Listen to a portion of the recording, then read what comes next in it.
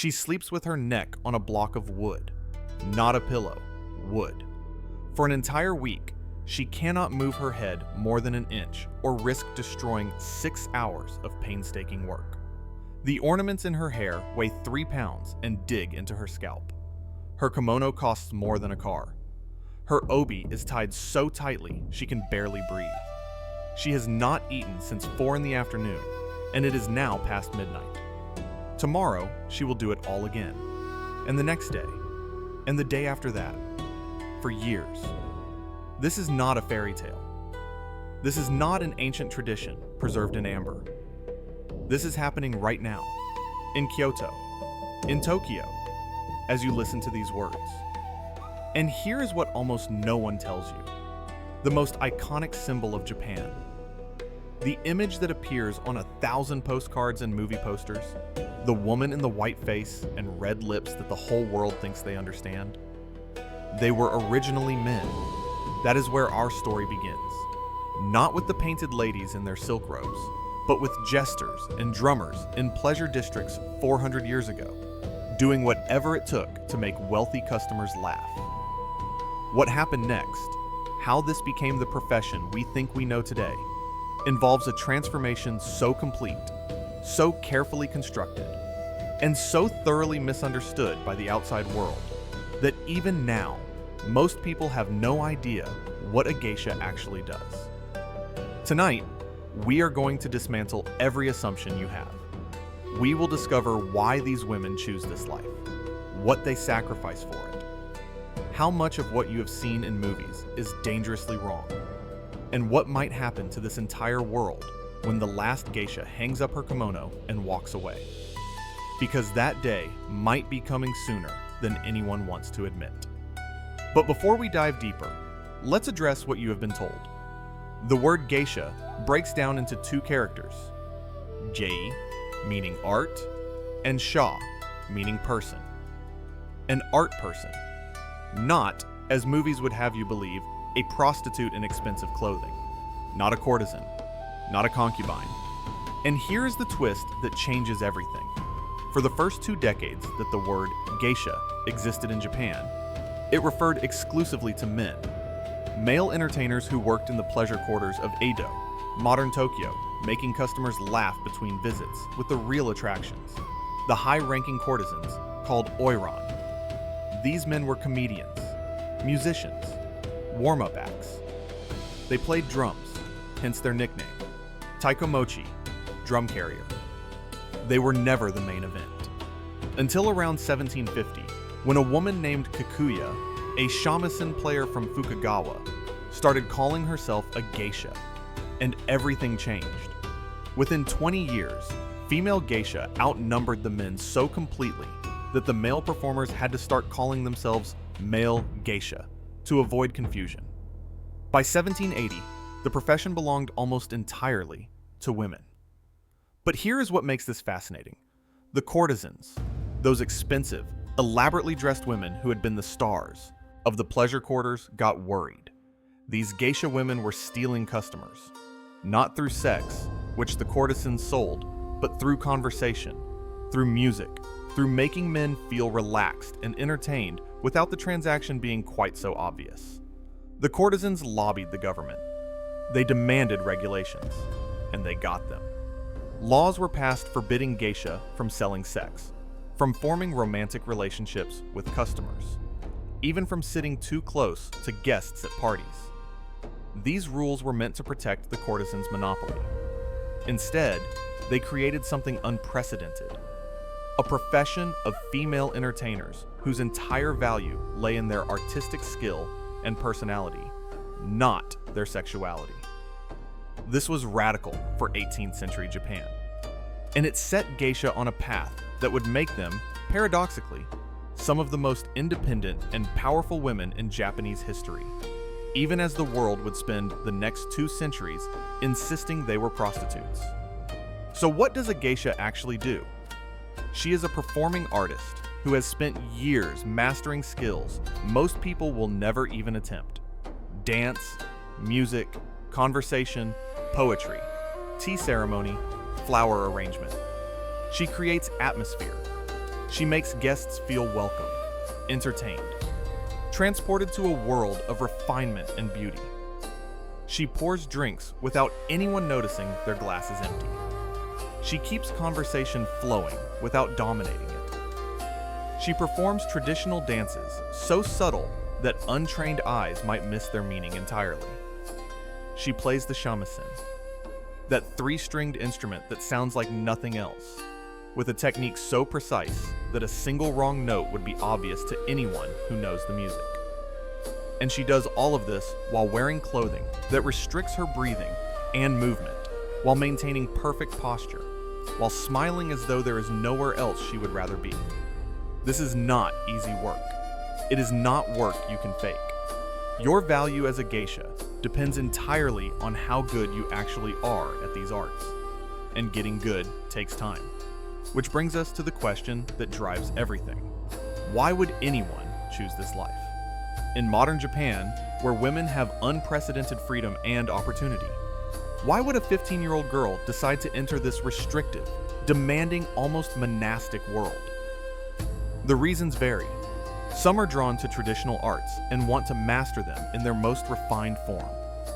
Some want to connect with Japanese cultural heritage in a way that feels real and immersive. Some simply see something beautiful in geisha culture and want to be part of it. And some, it must be said, may not fully understand what they are getting into until they are already committed, bound by debt and obligation to an okiya that has invested thousands of dollars in their training. The path to becoming a geisha is not one you can casually explore and then walk away from. It requires commitment, total commitment, and it begins young. The origins. When men were geisha. Let us travel back to early 18th century Japan.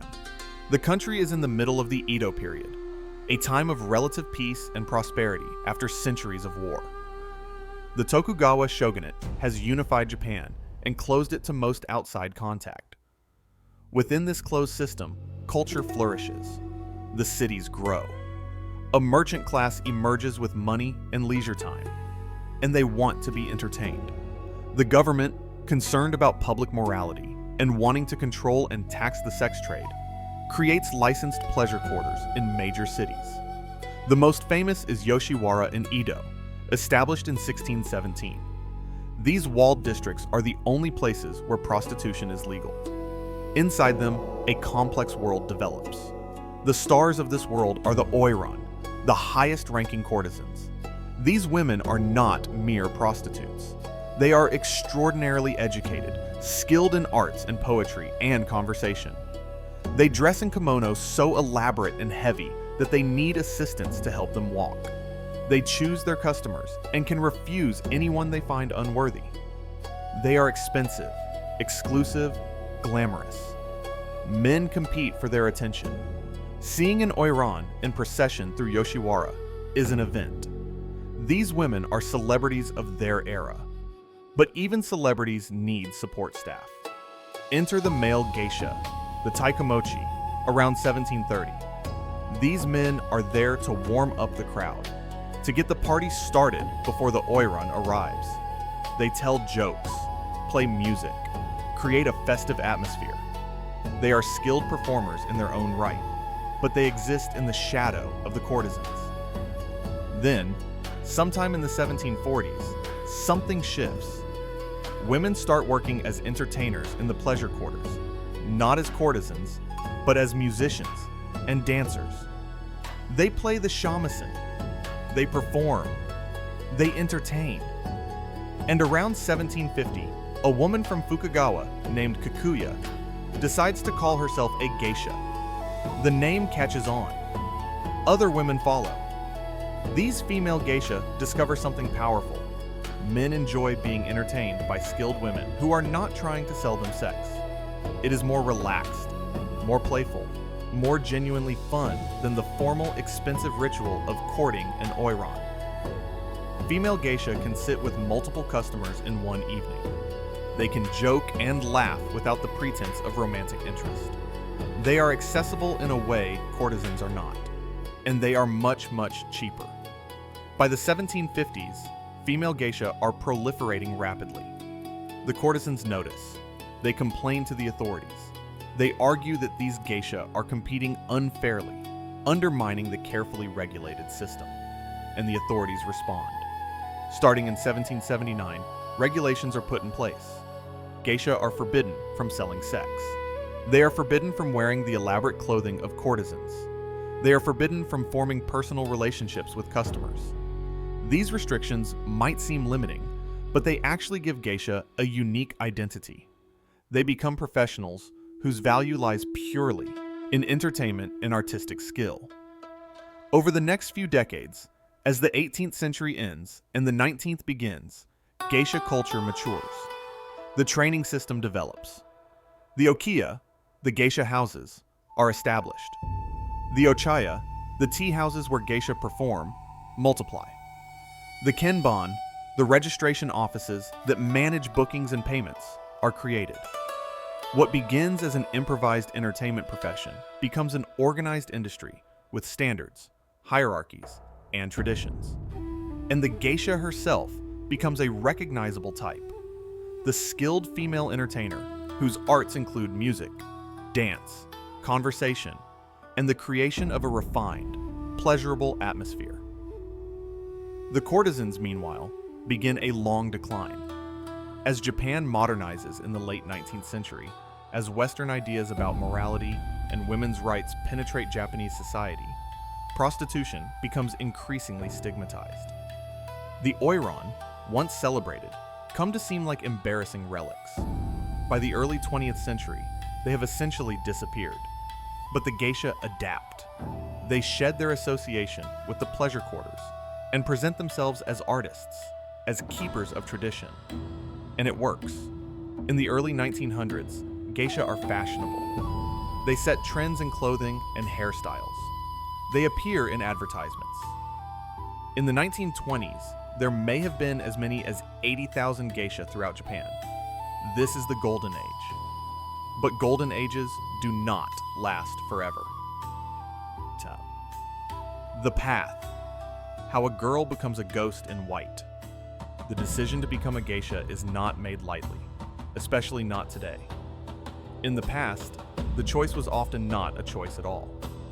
Poor families sold their daughters to okiya to pay debts or simply to have fewer mouths to feed. Girls as young as 6 or 7 entered geisha houses, not as entertainers, but as servants, as shikomi, working off the price their parents had received for them. This practice was legal and common well into the 20th century. It was also, by any modern standard, a form of human trafficking. Today, this is illegal. Today, a girl interested in becoming a geisha must actively seek out this path, and she cannot begin until she has completed compulsory education, around age 15 in Kyoto or 17 in Tokyo. She applies to an okiya, the geisha house.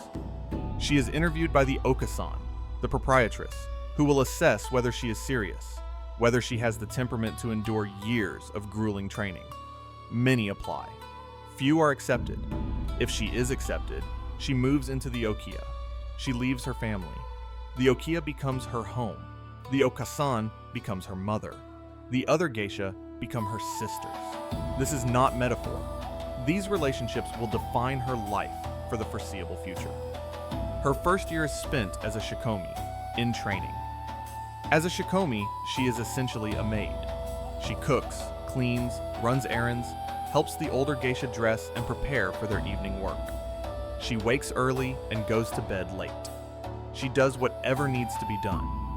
This may seem harsh, but it serves multiple purposes. It teaches humility. It teaches discipline. It allows her to observe how the geisha world operates, to absorb its rhythms by living them, and it tests her commitment. Many girls quit during this stage, realizing that the reality does not match the romanticized image they had in their heads. Only those who truly want this life will continue. While working as a shikomi, she also begins formal lessons. She attends a kaburenjo, a geisha school, where she learns dance, shamisen, tea ceremony, flower arrangement, calligraphy. She learns to wear kimono properly, which is far more complex than outsiders realize.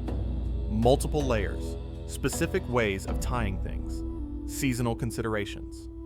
She must learn the Kyoto dialect if she is training in Kyoto, as the geisha world preserves an older, more formal way of speaking Japanese.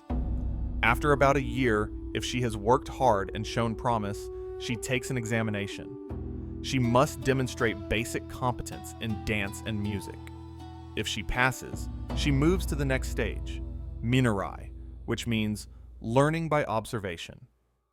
For about a month, she begins accompanying older geisha to osashiki, the banquets where geisha entertain, but she does not actively participate. She sits quietly in a corner and watches. She is learning the subtleties, the unspoken rules, the dynamics of how a successful party works. She is also being introduced to customers, becoming a known face in the community. And she is finding in one-san, an older sister, an established geisha who will become her mentor. This older sister-younger sister relationship is formalized through a ceremony involving shared sake. From this point forward, the one-san will guide the younger woman's career, introducing her to important customers, teaching her the things that cannot be learned in formal classes, providing advice and support. After the minarai period, the young woman has her official debut, called misadashi.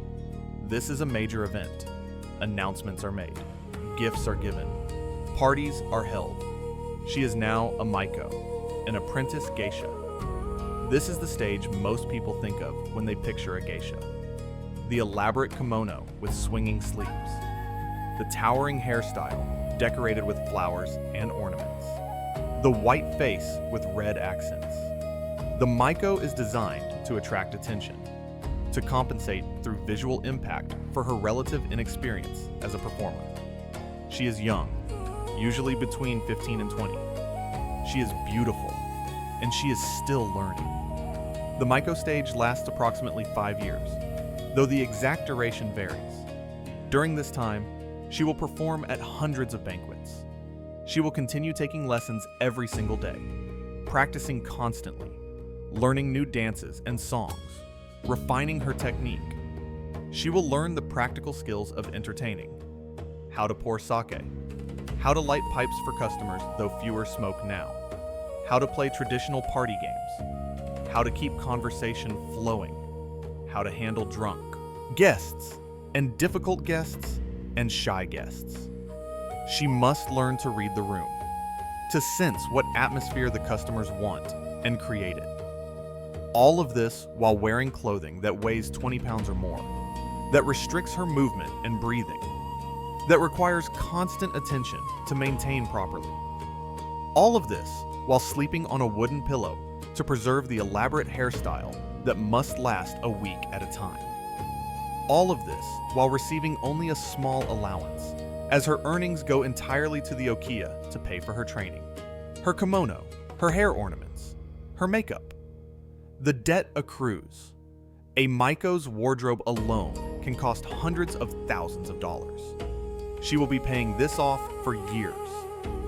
As she progresses through her apprenticeship, subtle changes in her appearance mark her advancement. Her hairstyle changes several times, each new style indicating she has reached a new level. The ornaments in her hair, called kanzashi, change monthly to reflect the season. These are not arbitrary decorations. They demonstrate her awareness of seasonal beauty, a core principle of Japanese aesthetics. The way she wears her collar also evolves.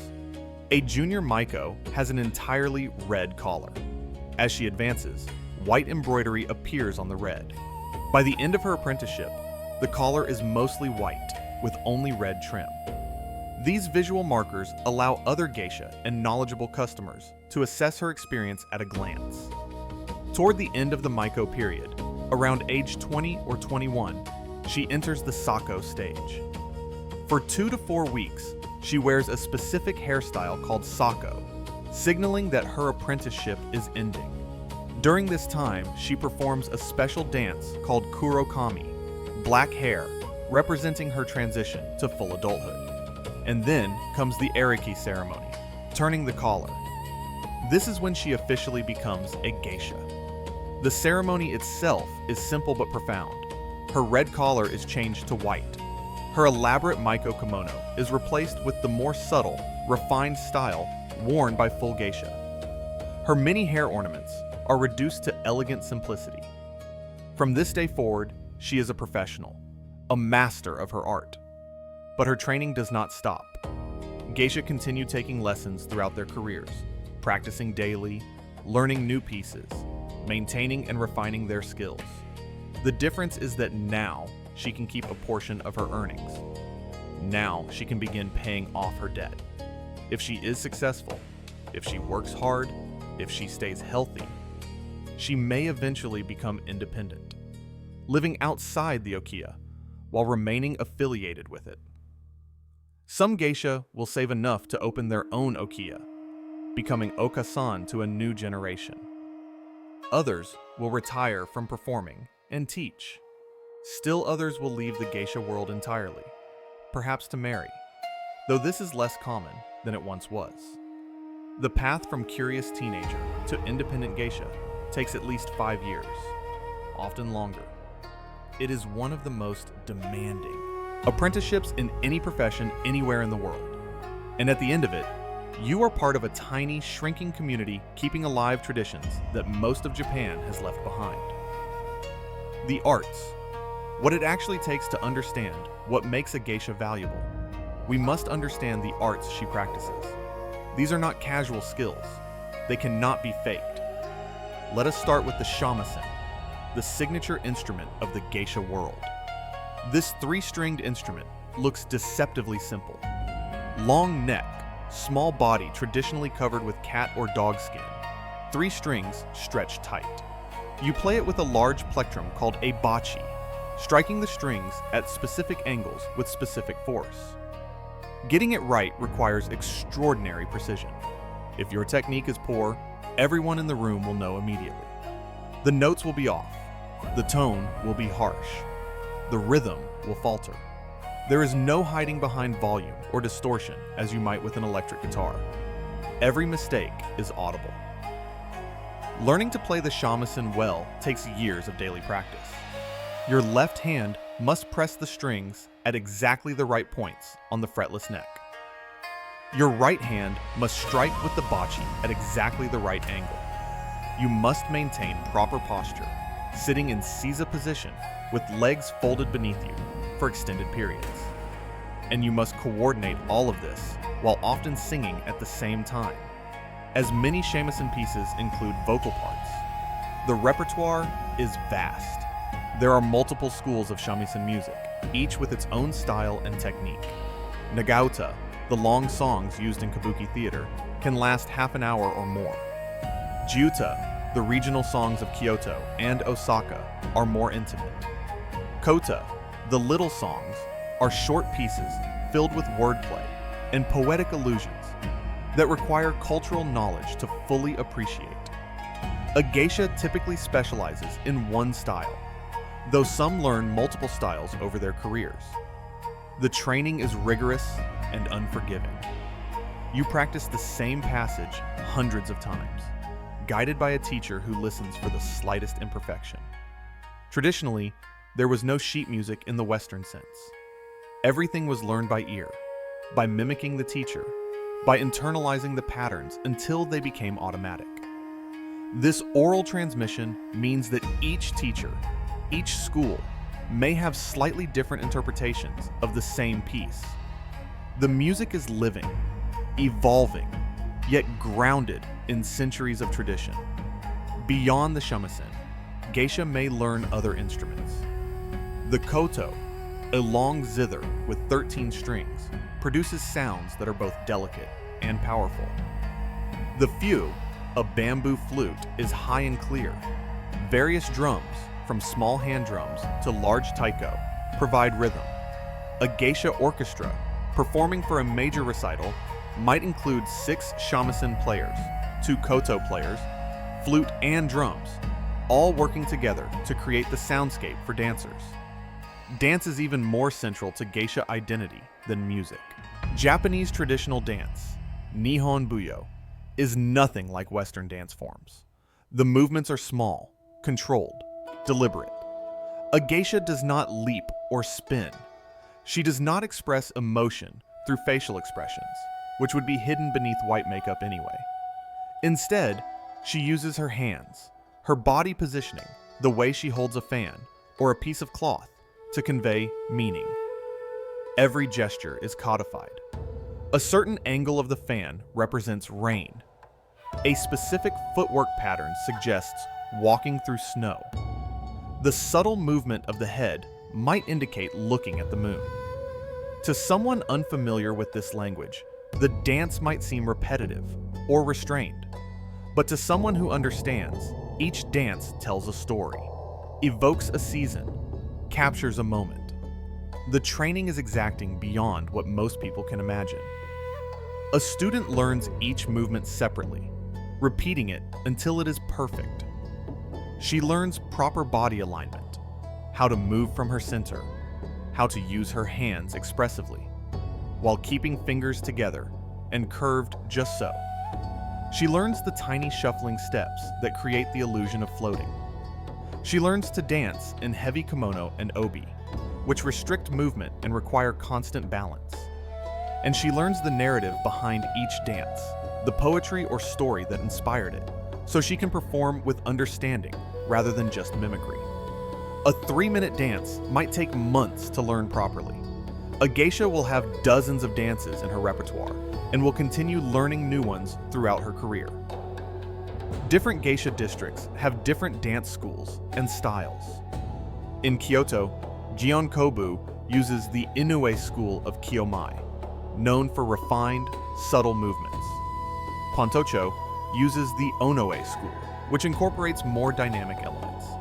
These distinctions matter deeply within the geisha world, and they give geisha an ability to instantly place one another geographically and evaluate one another's training based on dance style. The tea ceremony is another essential art. Chinoyu, the way of tea, is a ritualized practice rooted in Zen Buddhism and Japanese aesthetics. Making tea properly is not about quenching thirst. It is about creating a moment of peace and beauty. Every movement is prescribed. The tea bowl is positioned to show its most beautiful side. The flowers in the alcove reflect the season. Even the sound of the water boiling is considered part of the experience. For a geisha, mastering the tea ceremony means understanding not just the mechanics, but the philosophy behind them. It means being able to perform the ceremony smoothly while explaining its significance to guests experiencing it for the first time. It means choosing the right tea, the right sweets, the right utensils for each occasion. Conversation may be the most challenging art of all because it cannot be practiced in isolation. A geisha must be able to talk to anyone about anything. She must read the room and sense what kind of atmosphere the guests want. Some parties call for lively wit. Others require a subdued presence where the geisha facilitates conversation between guests rather than dominating herself. She must remember details about regular customers. She must follow current events so she can discuss politics, economics, sports, entertainment. She must know when someone has had too much to drink and redirect them gently. She must handle inappropriate behavior without causing embarrassment or scene. She must be charming without being flirtatious, unless mild flirtation is what the situation calls for. Graceful without being distant. Present without being intrusive. This emotional labor is invisible but exhausting and requires great skill. Traditional party games, ozashiki asobi, serve multiple purposes. They break the ice with shy guests. They provide structure. They allow the geisha to show her playful side. Tora. Tora is like rock, paper, scissors with dramatically acted gestures representing tiger, samurai, and village matron. Konpira Fune Fune is a rhythm game that accelerates until someone makes a mistake. The geisha must know dozens of these games, must explain rules clearly, must lose gracefully when guests win, must keep everything light and fun, even as the party grows rowdier. All of these arts together music and dance and tea ceremony and conversation and games, are not separate skills, but parts of a unified whole. The geisha is creating an experience where beauty, tradition, and enjoyment combine. She manages the flow of the party, ensures everyone is engaged and happy, creates memories that last long after the evening ends. This requires not just technical skill, but emotional intelligence, cultural knowledge, and genuine care for the guest experience. It is this combination that makes a geisha special, that justifies fees that can reach several $100s per hour, that keeps customers returning year after year. The arts alone would not be enough without the human element, the warmth and attention that make each gathering feel personal and meaningful. Hanchchontaida, the canvas, building a living mask. The visual image of the geisha is so iconic that it often overshadows everything else.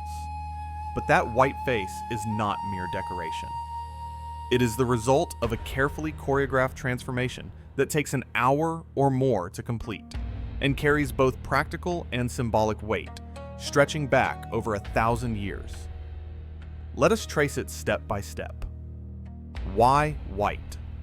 The practical answer dates to the Edo period, before electricity. Entertainment took place by candlelight or oil lamp. In such dim lighting, an unpainted face would disappear into shadows. White makeup made the face visible, transforming it into a mask that could be seen clearly, even across a dark room. But the white face has deeper roots. In the Heian period, nearly 1,000 years ago, court ladies painted their faces white as a mark of aristocratic beauty. Pale skin suggested a life lived indoors, away from sun and labor. It was a status symbol. When geisha adopted white makeup, they were connecting themselves to this long tradition of refined beauty, claiming cultural legitimacy for their profession. Applying the makeup is an art requiring significant skill and time. The process begins with thoroughly washing the face to remove all oils. Then a waxy substance called bintsuke abura is warmed between the hands and smoothed evenly over the face, neck, chest, and upper back if the kimono will expose that area. This wax serves as a base, helping the white makeup adhere and protecting pores from clogging. Next comes the oshiroi itself, historically made from white lead, which caused poisoning over time. Modern versions use safer rice powder or cosmetic powders. The powder is mixed with water to create a paste thick enough to provide coverage, but not so thick it cracks or looks chalky. Using a wide, flat brush called a hake, the geisha applies this paste in smooth, even strokes over her face and neck. This requires practice. The goal is complete, uniform coverage with no streaks. The hairline is left unpainted, creating a soft gradient where white meets natural skin, preventing a harsh mask-like edge. The back of the neck receives special attention. In traditional Japanese aesthetics, the nape of the neck is considered one of the most alluring parts of the female body. The geisha kimono is worn low on the nape, deliberately exposing this area. But she does not paint the entire neck white. Instead, she creates patterns. For everyday performances, she paints eri-ashi, two vertical lines of unpainted skin extending from hairline towards shoulders, creating a V shape. For formal occasions, she paints sanbon ashi, 3 lines instead of 2, creating a W shape. These patterns are executed with a smaller brush, or sometimes a stencil to ensure precision. The exposed skin against white paint creates a striking visual effect, elegant and subtly sensual. After the white base is set, pink powder is dusted over the cheeks and around the eyes to add warmth and dimension. Without this, the face would appear flat and lifeless. Now comes color. Only red and black are added, but they transform the white canvas into a face. The red, called beni, is made from safflower extract. Using a tiny brush, the geisha applies red around the outer corners of the eyes, making the eyes appear larger and more expressive. The same red is used on the lips, but not as you might expect. A first-year maiko paints only her lower lip red, leaving the upper lip white. This tradition marks her junior status. After the first year, both lips are painted, but only the center portion receives color, creating a small, pouty mouth that was considered the height of beauty in traditional Japan. The lips are not painted to their full natural size. Black is used sparingly. Eyebrows are painted on with black pigment, after real eyebrows have been covered with paste, or in some cases, shaved entirely. The painted eyebrows sit higher than the natural line and have a straight, horizontal shape, giving the face an otherworldly quality. Black eyeliner is applied along the lash line. A first-year maiko may not be permitted to use black makeup at all, another marker of junior status. The entire application takes 30 to 60 minutes for an experienced geisha, longer for a maiko still learning, and it must be done almost every day during performance seasons, though the full white face is reserved for professional engagements. During the daytime, for errands or lessons, geisha wear minimal or no makeup. The transformation from ordinary woman to extraordinary performer is deliberate and visible. Removing the makeup is almost as important as applying it. The thick paste must be thoroughly cleaned to prevent skin damage. A special oil-based cleanser breaks down the wax and paint. This is followed by washing with soap and water, sometimes multiple rounds, until the skin is completely clean. Even with careful removal, daily application of heavy makeup takes a toll. Older geisha often have skin problems from years of wearing oshiroi. This is one of the hidden costs, one of the sacrifices made for beauty. The hairstyle of a maiko is as elaborate as her makeup. Traditional geisha hairstyles, nihon, involve the woman's own hair styled in complex arrangements, held with wax, pins, and cords. These styles take hours to create and must be maintained for a week at a time.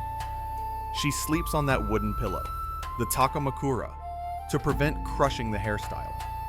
She must not move too much, not scratch her head, not do anything that might disturb the construction. The styles themselves change throughout her apprenticeship. Ware shinobu for junior maiko, ofuku for more experienced apprentices, sako for the final weeks before becoming a geisha. Each style requires specific ornaments. Kanzashi, hair ornaments, change monthly to reflect seasons. January brings plum blossoms. March brings butterflies. July brings fans suggesting coolness. These details are noticed by those familiar with geisha culture. Full geisha, having completed their training, typically wear wigs instead. These wigs are expensive and custom made, but easier to maintain and less damaging to natural hair. A geisha can put on her wig in minutes, whereas creating a traditional hairstyle takes hours. The kimono completes the transformation. A geisha's kimono is not bought off the rack. It is custom made by traditional craftspeople using techniques passed down for generations. The finest kimono are hand-painted or hand-dyed silk that might take months to produce and cost tens of thousands of dollars. Patterns are chosen carefully, reflecting season and occasion. Spring kimono feature cherry blossoms and flowing water. Summer uses cooler colors with fans and fireworks. Autumn brings maple leaves. Winter has camellias and bamboo. These seasonal references are not optional decorations. They are essential. Wearing spring patterns in autumn would be a significant faux pas. The type of kimono also differs between maiko and geisha. A maiko wears furisode style with very long swinging sleeves and trailing hem called haikizuri. Colors are bright, patterns bold. This dramatic appearance attracts attention and compensates for inexperience. A full geisha wears shorter sleeves in subdued colors with elegant, refined patterns. Her collar is simple white. The effect is sophisticated rather than showy, reflecting maturity and status. The obi, the sash, is crucial. A maiko's obi is extraordinarily long and wide. tied in a style called dorari that lets the ends hang to her ankles. This obi can weigh 10 pounds or more.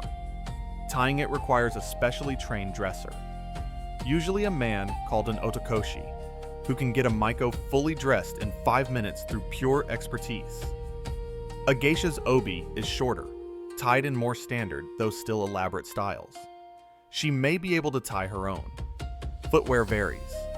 Maiko wear tall wooden sandals called okobo, adding inches to their height and creating a distinctive clip-clop sound. These require practice and balance. Full geisha wear geta or zori, lower sandals. All of these elements together create an image that is instantly recognizable and utterly distinctive. A geisha in full costume is a moving work of art, every detail considered, every choice meaningful. But this appearance is not about vanity. It is about creating beauty for others, about honoring tradition, about transformation. When a geisha applies her makeup and dons her kimono, she is not getting dressed. She is preparing to perform, to step into a role larger than herself. The white face creates distance, mystery, allure. It says, I am not like you. I exist in a different world. And for the duration of the performance, this is true. The geisha becomes a living embodiment of Japanese aesthetic tradition. But beneath the mask, she remains a person with her own thoughts and struggles. This duality is central to understanding what it means to be a geisha. Tat-tat. Daily life. The reality behind the routine. The geisha districts, the hanamachi, are worlds unto themselves. Walking through Gion or Pontocho in Kyoto at dusk feels like stepping backward in time. Narrow stone streets, traditional wooden buildings with latticed windows, lanterns casting warm light. These neighborhoods look different from the rest of the city because they preserve an older aesthetic. And life within them moves to rhythms that have remained largely unchanged for generations. Let us follow a day. Not the glamorous performance everyone sees, but the reality. She wakes around 10 in the morning. Late by most standards, but her evening work keeps her up past midnight regularly. If she lives in the okiya, she has breakfast with the other geisha and maiko. Simple food: rice, miso soup, grilled fish, pickles, nothing elaborate. Around 11, she heads to the kaburenjo for daily lessons. Yes, daily. Even experienced geisha takes lessons. A dancer might spend an hour perfecting a 3-minute piece she has performed dozens of times, working to find even more depth. A shamisen player practices scales and passages, learning new songs. The lessons run through early afternoon with a break for lunch. By late afternoon, around 4, it is time to return to the okiya and prepare for evening work. First, a light meal. Geisha are not allowed to eat during performances. They serve food and drink to guests, but do not consume any themselves, at least not obviously. So they must eat beforehand, but not too much, as a full stomach is uncomfortable when wearing a tight obi. Then makeup. 30 to 45 minutes to transform her face into that white mask. If she is a maiko wearing her own hair, she checks that the hairstyle is still intact, touching up loose strands, adjusting ornaments. If she is a geisha wearing a wig, she puts it on carefully. Next comes the kimono. If she cannot dress herself, which is often the case with the most elaborate outfits, a dresser comes to help. A skilled dresser can get her fully clothed in 5 minutes, layering undergarments, adjusting the collar to show exactly the right amount of neck, tying the obi perfectly. Once dressed, she is essentially immobilized. The tight obi restricts breathing and movement. The heavy kimono limits how quickly she can walk. She must sit, move, do everything carefully, or risk damaging the costume. Around 6, the first engagements begin. She leaves the okiya and makes her way to an ochaya, a tea house, where tonight's ozashiki will be held. People stop and stare when they see her on the street. Tourists take photographs. though they are supposed to ask permission first. She maintains composure, smiling gently, moving with grace, always aware she is being watched. At the tea house, the ozashiki room is a traditional tatami mat banquet room with low tables, floor cushions, and usually a small alcove displaying seasonal flowers and a scroll. The guests arrive. They might be businessmen hosting clients, politicians holding private meetings, tourists who have paid for the experience. Her job is the same regardless. Make them feel welcome. Pour drinks. Keep conversation flowing. Perform music and dance when appropriate. Play games if they want games. Create an atmosphere of enjoyment. This requires constant attention and emotional labor. She must read the room, sense what the guests need. Some parties are lively with everyone laughing. Others are subdued with serious conversation. Some guests are shy and need drawing out. Others are boisterous and need gentle management. Throughout all of this, she must remain graceful, composed, never showing frustration or fatigue. The ozashiki typically lasts about 2 hours. If guests want to extend the time, that can be arranged for an additional fee. If she has multiple bookings in one evening, which is common during busy seasons, she leaves this party and goes directly to the next. Another tea house, another banquet room, another group of guests. The same routine with different people, different dynamics, different challenges. By the time evening's work is done, it is usually after midnight. She returns to the okiya exhausted. First thing is taking off the wig or carefully preserving the hairstyle, then undressing. Then comes removing makeup, oil cleanser, then soap and water, then more soap and water. Her face feels raw, the skin irritated from a day under heavy paste. She might sit with other geisha, unwinding, talking about the evening, laughing about something funny or venting about a difficult guest. This is when the public persona drops away and the real woman emerges, tired, relieved to be done performing, ready to be herself for a few hours. She goes to sleep around 2 or 3 in the morning, knowing she will wake at 10 and do it all again. Days off are rare, only about 2 per month. On those days, a maiko might finally get her hair down, might go shopping, or spend time with friends, might sleep late and enjoy a morning without obligations. But even on days off, she must be careful. She represents her okiya wherever she goes. Inappropriate behavior reflects badly on the entire community. There is no escape from the role. Not really. This routine, day after day, month after month, year after year, is the reality. It is not glamorous. It is work, demanding work requiring physical stamina, emotional resilience, and genuine dedication. The public sees only the beautiful surface, the elegant performance. They do not see the early lessons, the sore feet from wooden sandals, the weight of the kimono, the endless practicing, the careful management of difficult guests, the exhaustion from always being on, always performing, always representing an ideal nearly impossible to maintain. And there is the financial aspect. During apprenticeship, a maiko does not keep her earnings. Everything goes to the okiya to repay debt incurred for training, kimono, living expenses. Only after becoming a full geisha does she begin to receive a portion of income. Even then, a significant percentage still goes to the okiya, which manages bookings and provides services. A geisha who is very successful, in high demand, can eventually pay off debts and achieve financial independence. Some become quite wealthy, but many struggle financially, never quite getting ahead of expenses. The kimono alone are a constant drain. They must be cleaned after each wearing, and proper cleaning of silk kimono is expensive. They must be replaced as they wear out. Accessories must be maintained. Hair ornaments, makeup supplies, all these costs add up. There are taxes, contributions to the Geisha Association, payments to tea houses that host ozashiki, The image of the geisha as pampered entertainer living in luxury is mostly myth. Most are working women managing complex financial pressures while trying to maintain the illusion of effortless grace. The structure, how power actually flows.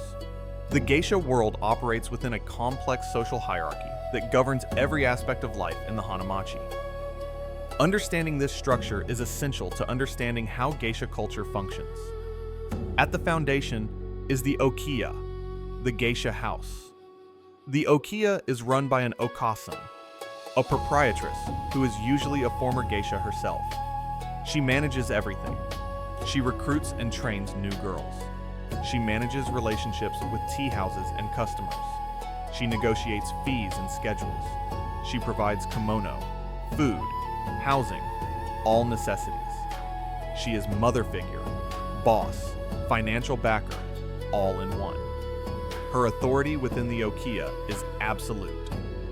The relationship between okasan and her geisha is complex. It is maternal in some ways, with the okasan caring for the girls' welfare and guiding their careers.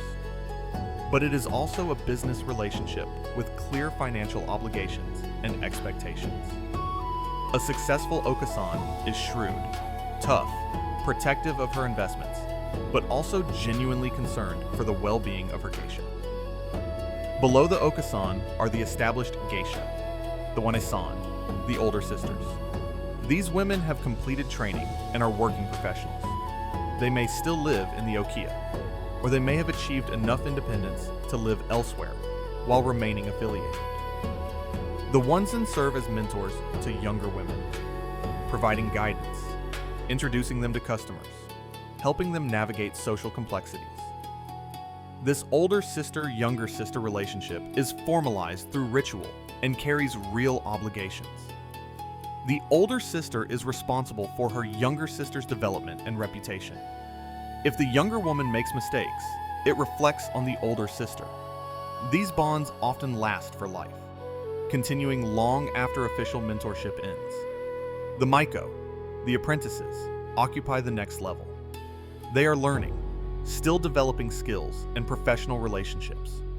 They must show respect to all older geisha, must defer to their judgment, must learn from their example. A maiko who is arrogant or disrespectful will be corrected quickly, and sometimes harshly.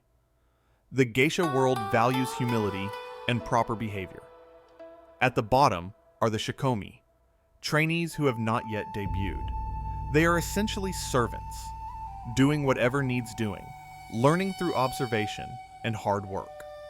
Beyond the okiya, there is the ochaya, the tea house. These establishments are where geisha perform. Ochaya are run by proprietresses who have their own networks and rules. A tea house might have long-standing relationships with specific okiya, calling on their geisha regularly.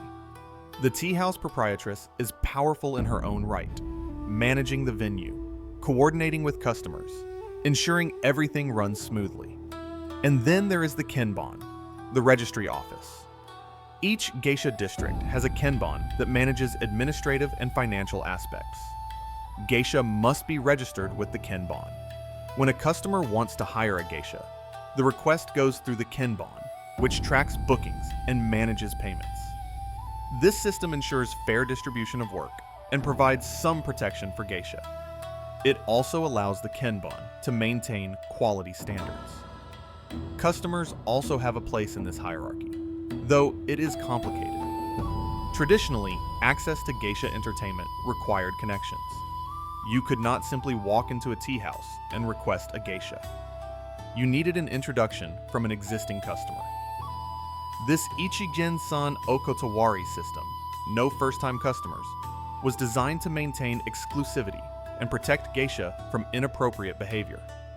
Within the customer base, some men became more than casual patrons. They became dana, patrons, or supporters. The dana relationship is one of the most misunderstood aspects of geisha culture. In the past, a dana would provide significant financial support to a geisha, paying off her debts, buying expensive kimono, essentially subsidizing her career. In return, he would have exclusive or primary access to her company. The nature of this relationship varied. Some Dana relationships were purely financial and professional. Others included romantic or sexual elements. This was, and is, a private matter. What is important is that having a Dana was not required. Many geisha never had one, and those who did were not selling themselves as concubines. They were entering into a relationship that provided financial stability while maintaining their professional identity as entertainers. The Dana system has become much less common in modern times. Most contemporary geisha do not have Dana. They work independently or through their okiya, earning their living through performances and gradually paying off debts. Some argue that the decline of the Dana system has made it harder for geisha to survive financially. Others see it as a positive change, giving geisha more autonomy. All of these elements, the okiya, the okiya, the kenban, the customer networks, the older sister, younger sister bonds, the Dana relationships, form an interconnected system that has proven remarkably resilient. This system has survived wars, economic crises, social changes, precisely because it provides structure and support. A geisha does not work alone. She is part of a community, embedded in relationships that provide guidance, resources, and shared identity. This is one reason why the geisha profession has not been completely absorbed into modern entertainment industry. It maintains its own structures, its own rules, its own culture. But this insularity also creates challenges. The hanamachi can feel closed off from the rest of society. Young women interested in becoming geisha must essentially leave their previous lives behind, entering a world that operates by different rules. And the strong hierarchies, while providing order, can also be oppressive. A geisha who conflicts with her okasan or her older sister may find herself without support, unable to work effectively. The system that protects can also trap.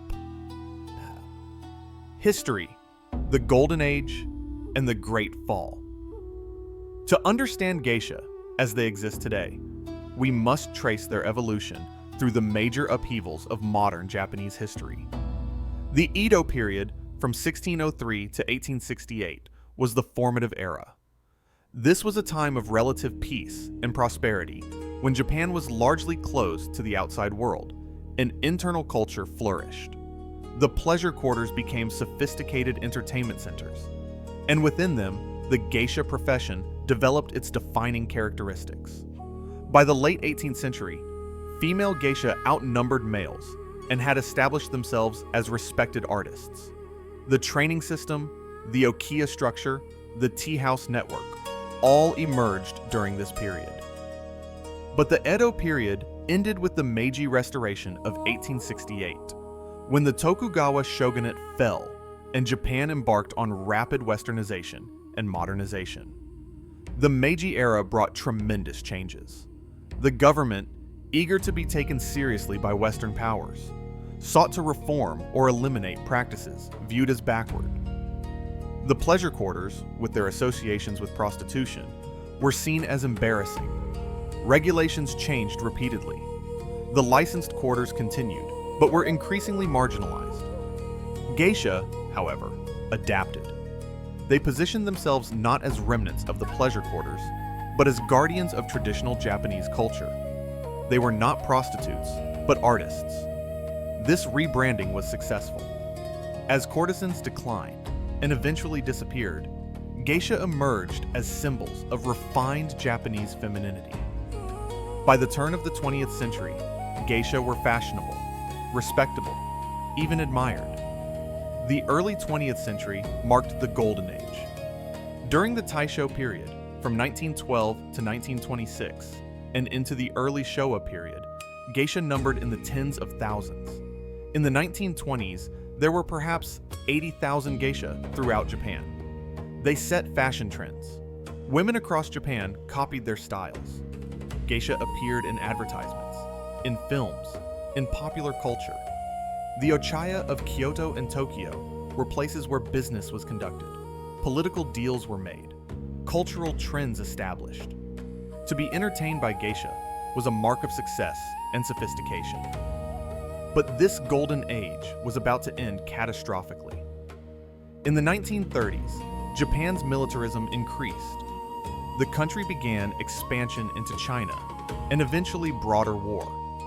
As resources became scarce and the government imposed austerity measures, the geisha world contracted. Many tea houses closed. Geisha found fewer customers. Some left the profession to work in factories supporting the war effort. Then came World War II and its devastating conclusion. Japan's cities were bombed extensively. Resources disappeared. The social order collapsed. By the time Japan surrendered in August 1945, the geisha world, like much of Japan, was in ruins. During the Allied occupation that followed, from 1945 to 1952, American military personnel were stationed throughout Japan.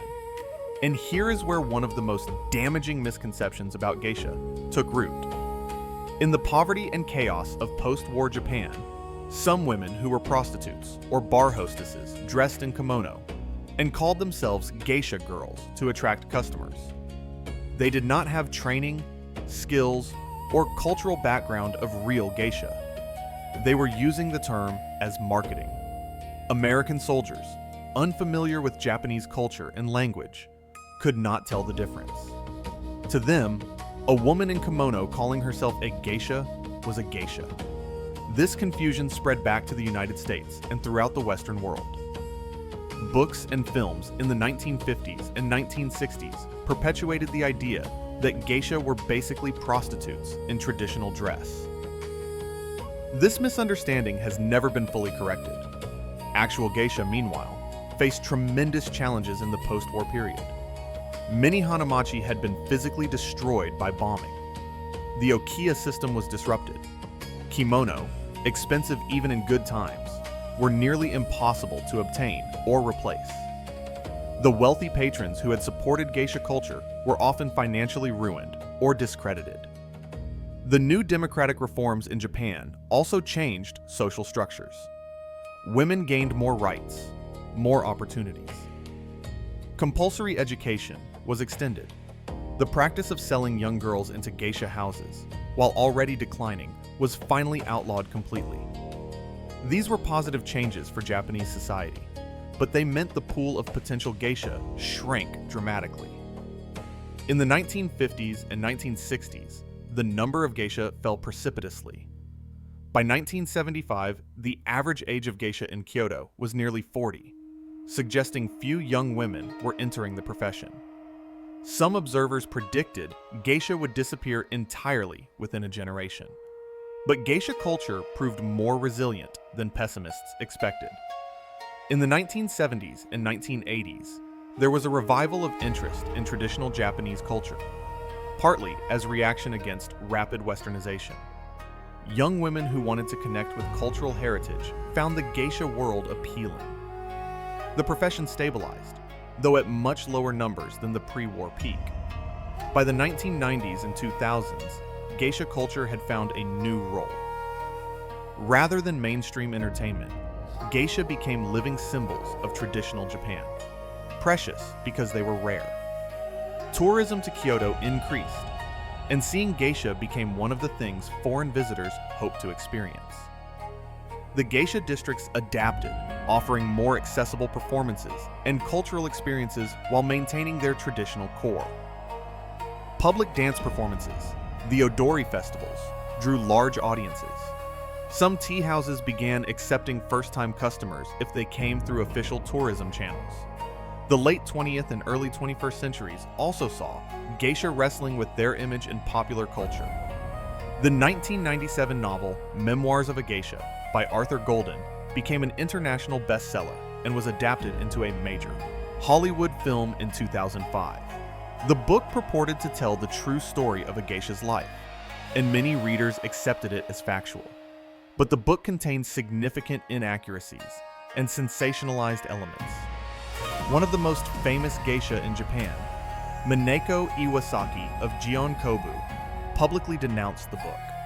She had been interviewed by Golden under a confidentiality agreement, and she felt he had betrayed her trust, revealed her identity without permission, and portrayed geisha culture inaccurately. Her own autobiography, published in response, offered a corrected account, but the damage was done.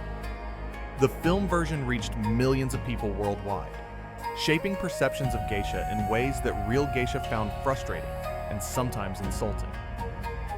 Despite these challenges, geisha culture has survived into the 21st century, though in greatly reduced form. The myth, what we got wrong and why it matters. We must now confront directly the most persistent and damaging misconception about geisha, the idea that they are prostitutes or courtesans. This confusion is not new. It has existed in varying degrees since the profession emerged, but it has been amplified and perpetuated by Western misunderstanding, by popular media, by the chaos of the post-war period. The truth is more complex than a simple yes or no, but we must be clear. The geisha profession is not, and has never been, fundamentally about sex work. Let us trace how this misconception arose. In the Edo period, geisha worked in or near the pleasure quarters, the licensed districts where prostitution was legal and regulated. They were not courtesans, but they existed in the same physical and social space. Regulations explicitly forbade geisha from selling sex. But human nature being what it is, some geisha did engage in sexual relationships with customers, either for money or for personal reasons. These were violations of the rules, but they happened, and they created ambiguity about what exactly a geisha was. When the pleasure quarters were officially abolished in the late 19th and early 20th centuries, geisha moved out of that context and established themselves more clearly as entertainers. But the association lingered in public memory. Then came World War II and the geisha girls phenomenon we discussed. Women who were not trained geisha, who had no connection to the traditional geisha world, called themselves geisha to attract American soldiers. These women were sex workers, using the geisha name as marketing. American soldiers returned home with stories and photographs of geisha girls, reinforcing the idea that geisha were prostitutes. This misunderstanding spread throughout the English-speaking world and has never been fully corrected. Hollywood movies, pulp novels, and popular culture perpetuated the image of the geisha as an exotic Asian prostitute, beautiful and submissive, existing to serve male pleasure. This stereotype is deeply offensive to real geisha, who have spent years mastering difficult arts and who see themselves as professionals and artists. The mizuage controversy adds another layer. Mizuage, in its historical context, referred to a coming-of-age ceremony for maiko, marking their transition toward full geisha status. In some times and places, this ceremony included the maiko losing her virginity, often to a wealthy patron who would pay a substantial sum to the okiya. This practice was never universal. It was discouraged in many geisha communities and was illegal after prostitution laws changed in the mid-20th century. But it did exist, and it complicates the question of sexual relationships in the geisha world. Was mizuage prostitution? Opinions differ. The practice has not been part of geisha culture for decades, but it remains controversial. Real geisha today emphasize that their profession is entirely non-sexual. They are entertainers, period. Any sexual relationships they may have are private matters, unrelated to their professional work. But what about dana relationships? A dana was a wealthy patron who provided significant financial support to a geisha. Some dana relationships did include romantic or sexual elements. Does this make the geisha a prostitute? Most observers say no. The distinction is that a dana relationship, when it existed, was an exclusive or primary relationship, not a series of transactions with multiple customers. It was closer to a marriage or long-term partnership than to prostitution. The financial support was not payment for sex, but patronage for an artist, with the possibility of romance developing within that context. This distinction may seem subtle, but it is important to geisha themselves. they see their profession as artistic, not sexual, even if some geisha did have relationships with patrons. Understanding this requires understanding Japanese cultural attitudes toward relationships and sexuality, which differ from Western norms. In Japan, historically, there was less of a firm boundary between romantic relationships and economic arrangements. The geisha world operated within these Japanese cultural norms, and judging it by Western standards leads to misunderstanding. That said, it is important not to romanticize or gloss over the darker aspects of geisha history. Young girls were sold into geisha houses by impoverished families. This was economic desperation, and it was a form of human trafficking. The girls had no choice, no agency.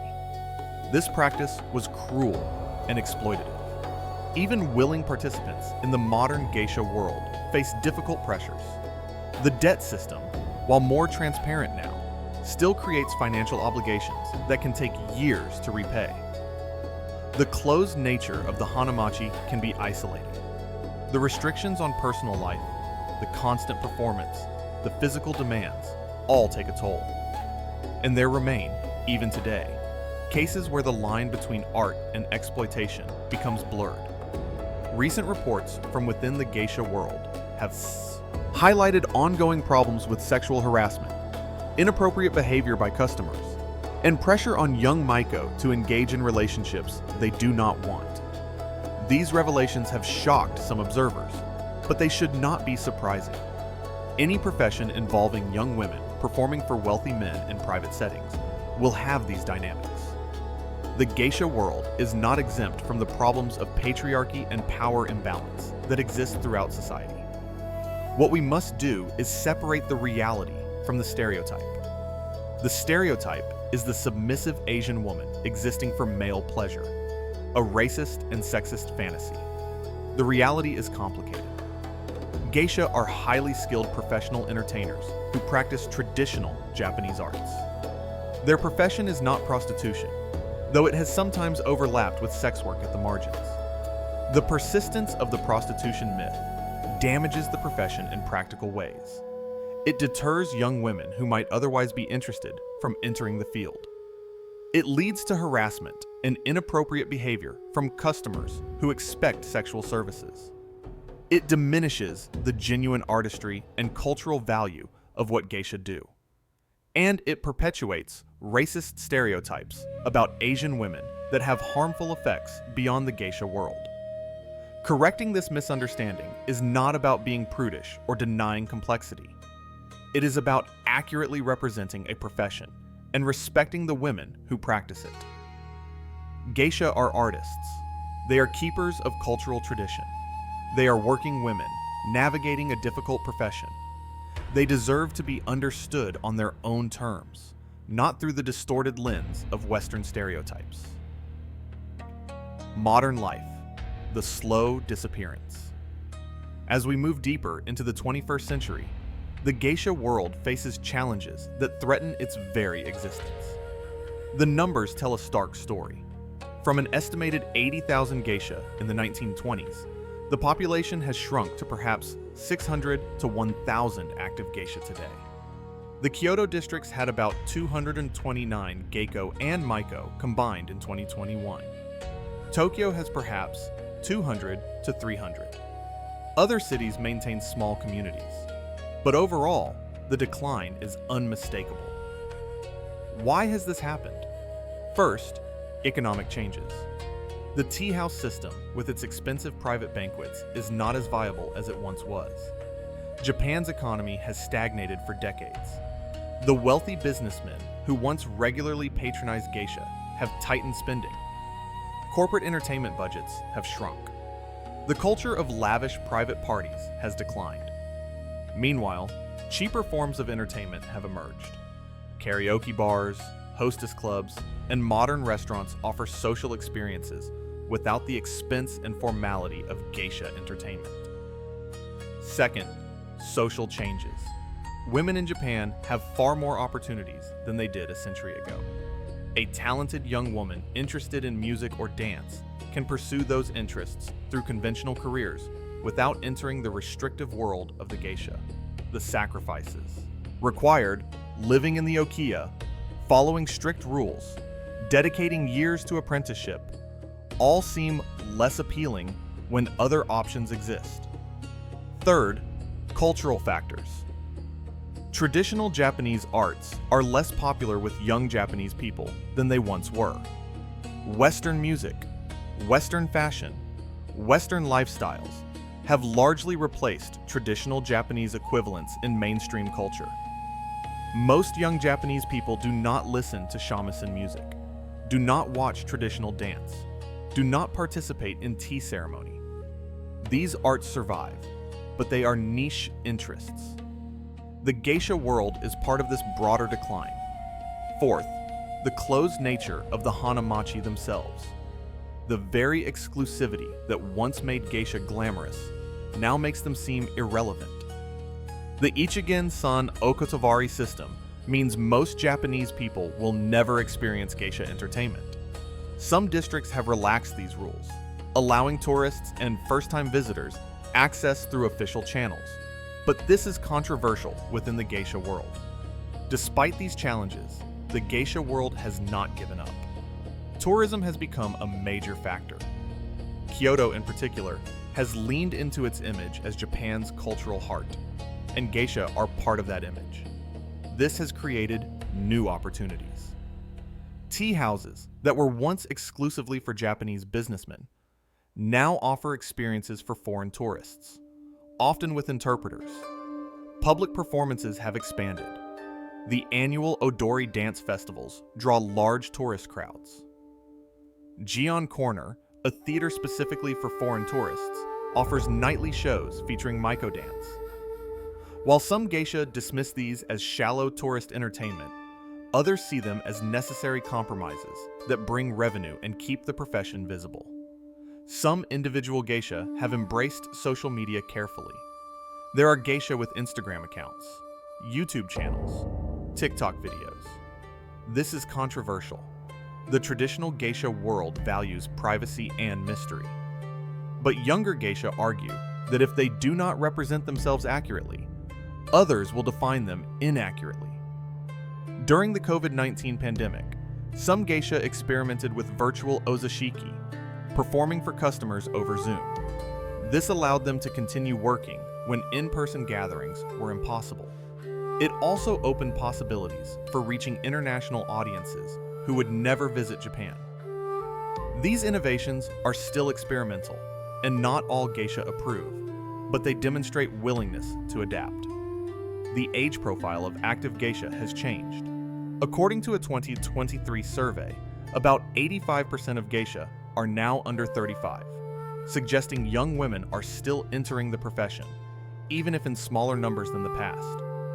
These younger geisha often come from different backgrounds than earlier generations. Some have university degrees. Some have tried other careers first and chosen geisha life as a deliberate change. They are not impoverished girls with no options, but educated women making informed choices. This shifts the dynamic. Modern geisha can be more assertive about professional standards and personal boundaries. The quality of training has improved in some ways. Modern geisha schools are more formalized, with structured curricula and qualified instructors. Looking forward, the future of geisha culture is uncertain. Optimists point to continued interest among young women, the adaptability of the profession, support from cultural organizations and the government, which has recognized geisha as important cultural assets. The Hanamachi districts are protected historical areas. There is funding for preservation of traditional crafts related to geisha culture. Pessimists note the inexorable decline in numbers, competition from modern entertainment, the aging of the customer base, the difficulty of maintaining expensive traditions in a cost-conscious economy. They predict geisha will become, if they have not already, essentially living museum exhibits. Perhaps the truth will be somewhere between. Perhaps geisha will survive as a very small, very elite profession, supported by cultural preservation efforts, tourism, and a core of dedicated practitioners and patrons. What is certain is that the women currently practicing as geisha are among the last keepers of an extraordinarily rich cultural tradition. Whether they are the last generation or simply the latest in a long line that will continue, their dedication to mastering difficult arts deserves respect and appreciation. Legacy: what we lose when beauty disappears. Beyond the immediate question of survival, we must consider what geisha represent. Why do they matter? What would be lost if they disappeared? The answers go deeper than tourism or entertainment. Geisha are repositories of knowledge that exists nowhere else. The traditional arts they practice, shamisen music, nihon buyo dance, tea ceremony, these arts have other practitioners, of course. But geisha practice them in a specific context, with specific techniques and repertoires that are unique to the geisha world. Certain songs, certain dances, certain performance traditions exist primarily within the geisha community. They have been passed down from teacher to student in an unbroken chain stretching back centuries. When that chain breaks, when the transmission stops, the knowledge is lost.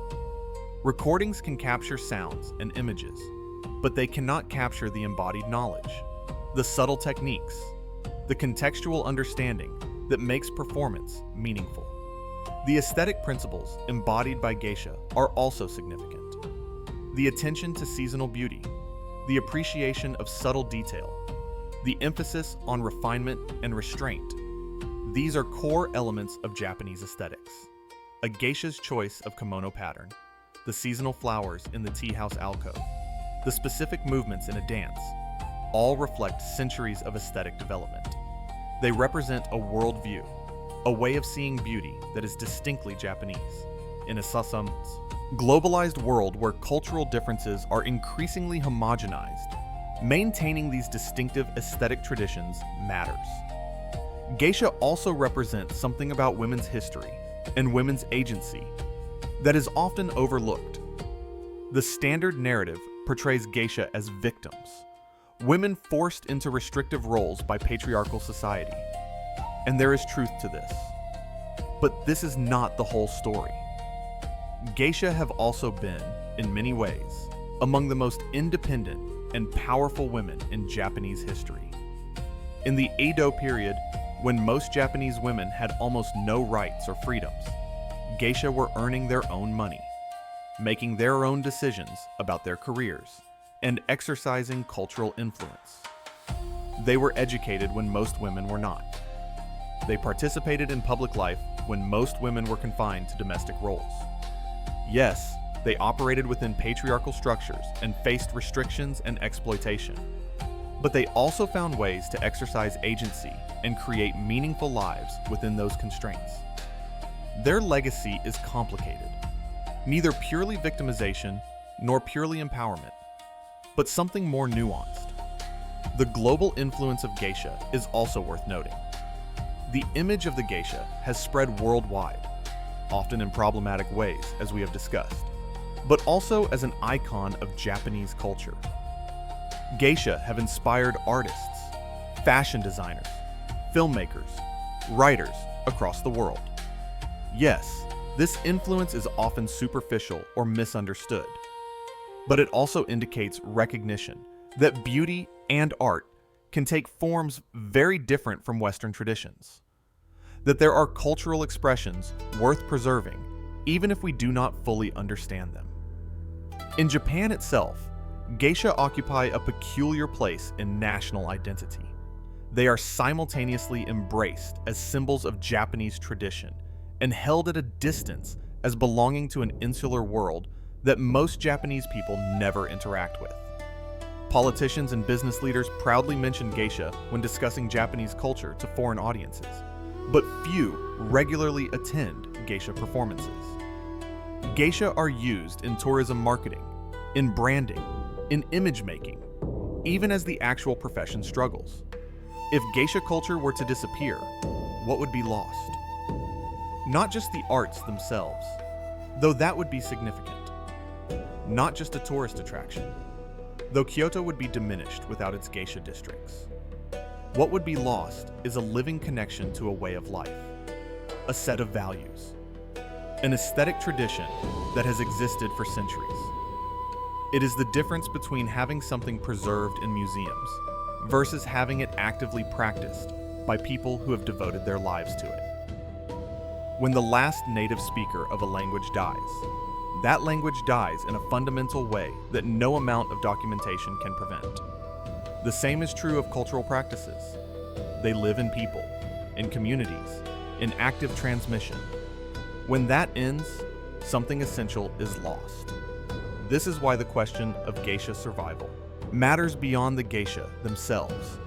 It is about whether we, as a global society, value cultural diversity, traditional arts, and continuity with the past enough to support their preservation.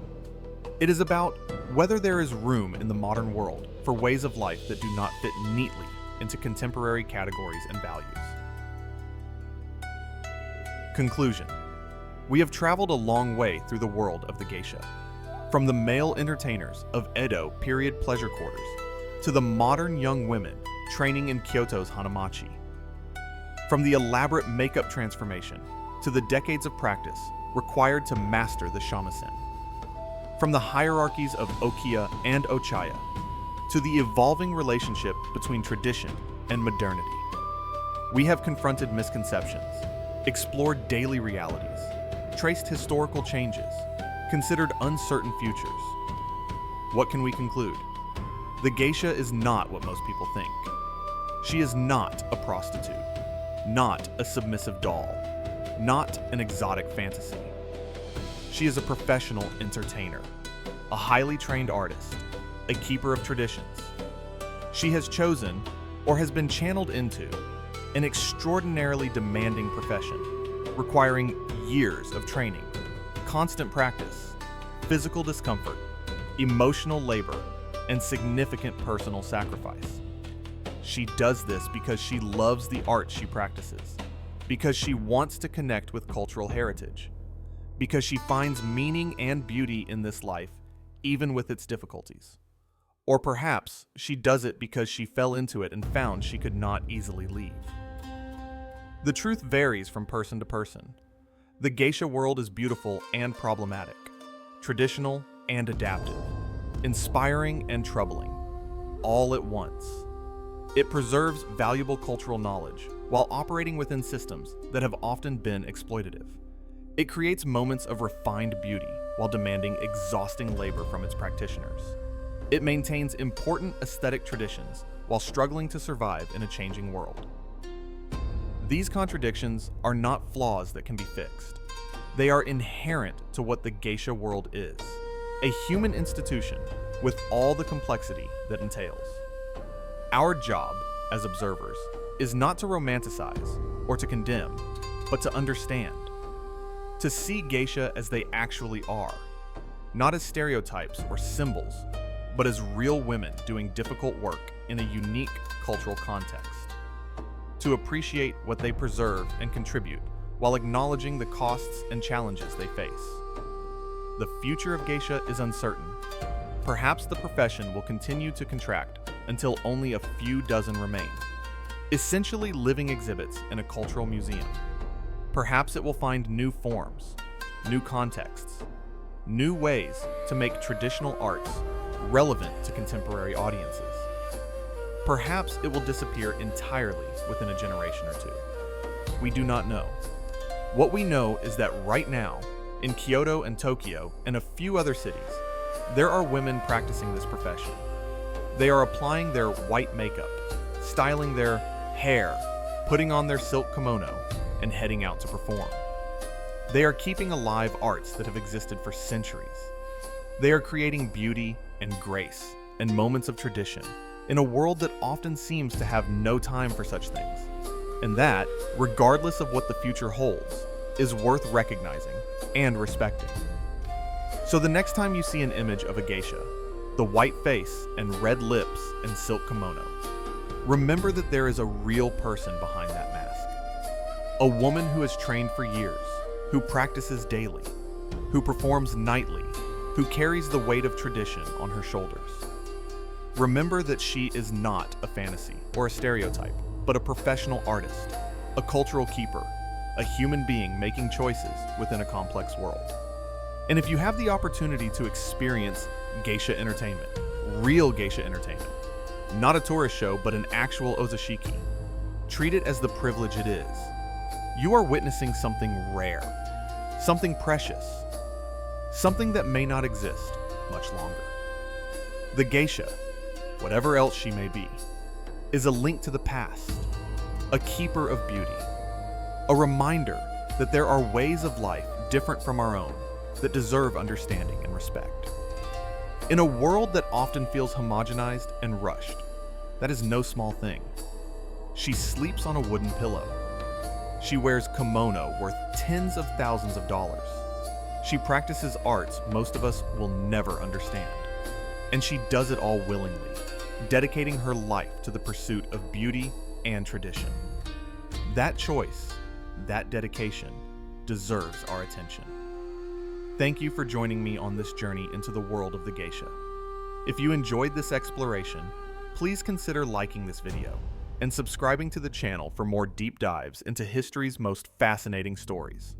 Until next time, sleep well.